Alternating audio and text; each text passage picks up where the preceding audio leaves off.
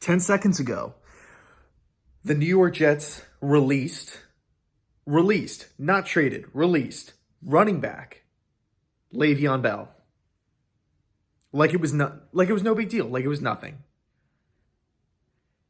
Not even a year and a half into his 4-year, $50+ million contract that was recently signed.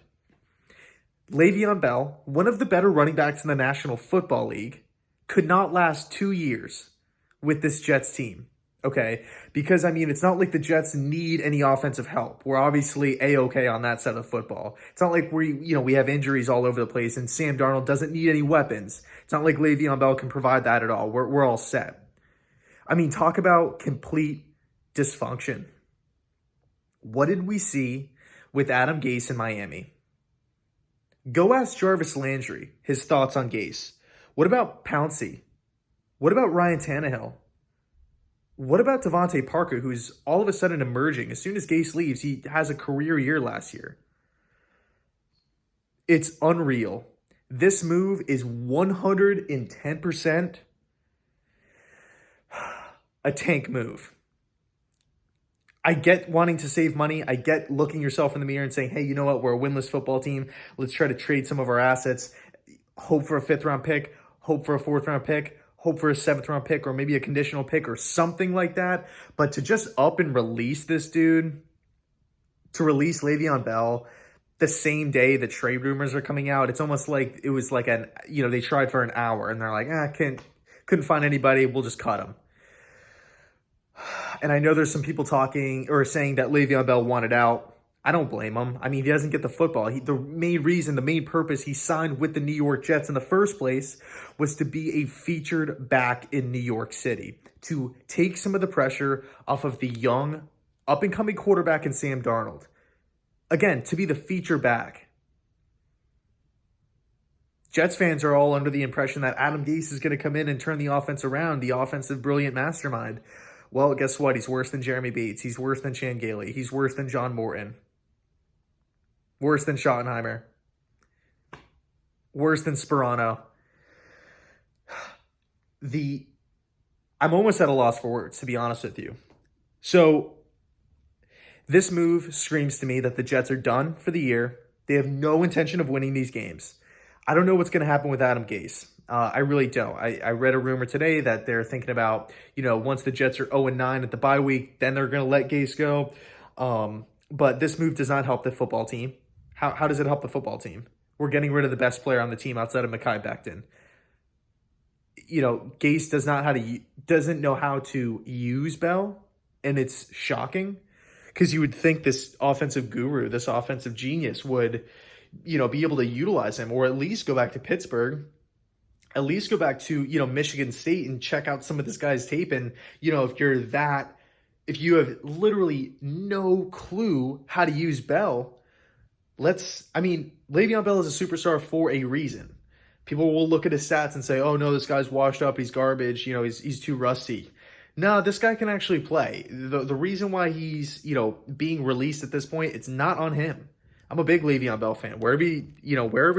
Wherever Bell ends up, I would assume that he's going to be making plays. Okay. I truly feel bad for Le'Veon. I was extremely pumped up when the Jets initially signed him. But, oh my God, this is so dysfunctional. Not even a year and a half into the 4-year contract. And I completely understand, it was the ex-general manager Mike McCagnon that signed Bell, and it wasn't Joe Douglas. But you know what? This just screams having a vision for the future, right? Or having a, long-term plan. If you're already blowing things up, if you're already making changes, why are we doing these reckless moves to begin with in the first place? Makes no sense. Absolutely no sense. And it sucks because the way this release is getting, or might be interpreted by fans or media and whatnot, is that Bell was the problem and Bell wanted out and he was the locker room issue. No, that's not the case. If I was Le'Veon Bell, I'd probably want out too. he doesn't get the football. He doesn't touch the football. He's not even the feet. Like, he's basically the third down running back, you know. Balaj got all these snaps. For some reason, LaMichael Pirine just gets nothing as well. Rookie out of Florida. You know, we're 0-5. You know, how about we just play some of the young guys out there? But nope, it's only veterans. Unreal. Absolutely unbelievable. I'm sitting here watching the Buffalo Bills, the undefeated Buffalo Bills, who were rebuilding the same time the Jets were rebuilding back in whatever it was, 2017, when they chose their quarterback. But you know what? They drafted well. Trey White, Tremaine Edmonds, Cody Ford. And the Jets did not. I'm watching the Tennessee Titans. Undefeated Tennessee Titans. Looking like they will coast into the playoffs with the quarterback that Adam Gase could not get anything out of. Unbelievable. So I'm going to leave it there. I cannot believe Le'Veon Bell was not a Jet for 2 years, a year and a half. Even if you can only get a 7th round pick I'm at a loss for words. I'll leave it there. Let me know your thoughts down below in the comment section. Thank you so much for sticking with this channel too, by the way, because this has been the hardest season to be a New York Jets fan, okay, in my entire life. Thanks so much for watching. Thanks so much for sticking with the channel. And as always, well, I'm just going to leave it at thank you guys. You're the best, and I appreciate everybody. I really, really do.